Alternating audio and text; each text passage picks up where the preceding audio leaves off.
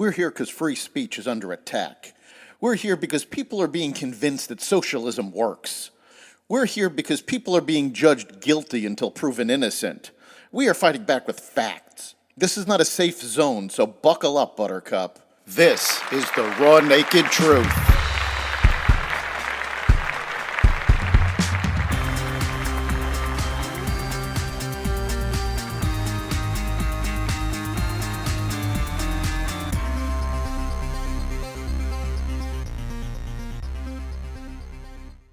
Hunter Biden's charges stand, Hamas on the ropes, and more.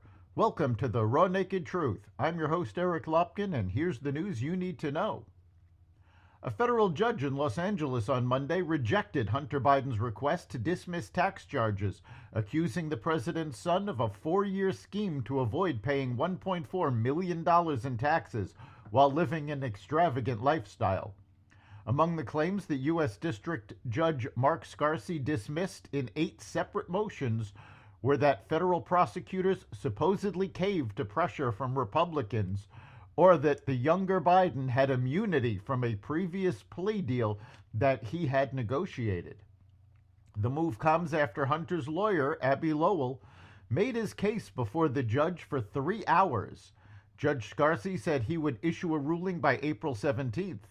Hunter Biden, 54, has pleaded not guilty to failing to pay $1.4 million in taxes between 2016 and 2019, while allegedly spending millions of dollars on drugs, escorts, exotic cars, and other big-ticket items. Donald Trump posted a $175 million bond on Monday in his New York civil fraud case, halting collection of the more than $454 million the state claims he owes, and preventing the state from seizing his assets to satisfy the debt while he appeals, according to a court filing. A New York appellate court had given the former president 10 days to put up the money after a panel of judges agreed last month to slash the amount needed to stop the clock on enforcement.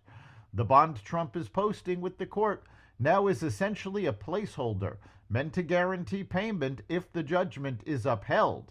If that happens, the presumptive Republican presidential nominee will have to pay the state the whole sum, which grows with daily interest. If Trump wins the appeal, he won't have to pay the state anything and will get back the money he has put up now. As promised, President Trump has posted bond. He looks forward to vindicating his rights on appeal and overturning this unjust verdict, said one of Trump's lawyers, Al Mahaba.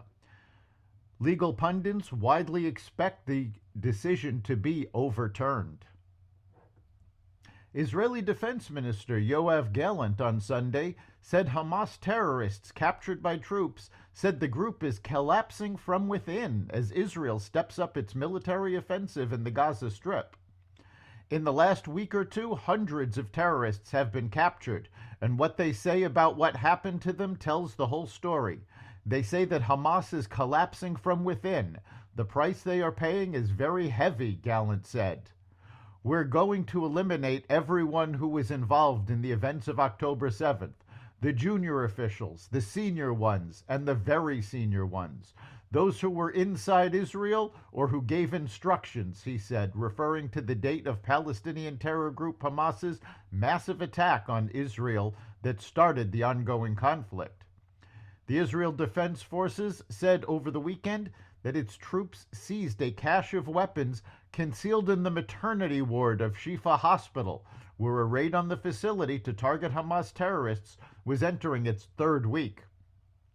Weapons found included mortars, explosive devices, sniper rifles, assault rifles, handguns, and other military equipment hidden inside patient pillows and beds, according to the IDF. Meanwhile, an Israeli airstrike that demolished Iran's consulate in Syria on Monday killed 2 Iranian generals and 5 officers, according to Iranian officials. The strike appeared to signify an escalation of Israel's targeting of military officials from Iran, which supports militant groups fighting Israel in Gaza and along its borders with Lebanon. Since the war in Gaza began nearly 6 months ago, clashes have increased between Israel and Iran-backed Hezbollah militants based in Lebanon. Hamas, which rules Gaza and attacked Israel on October 7th, is also backed by Iran. Israel, which rarely acknowledges strikes against Iranian targets, said it had no comment on the latest attack in Syria, although a military spokesman blamed Iran for a drone attack early Monday against a naval base in southern Israel. That's the Raw Naked Truth. You can catch every episode of The Raw Naked Truth at xvadio.com, the Apple Podcasts app, Google Podcasts, Spotify, iHeartRadio, Audible, Amazon Music, and other platforms that respect freedom of speech. We'll see you next time.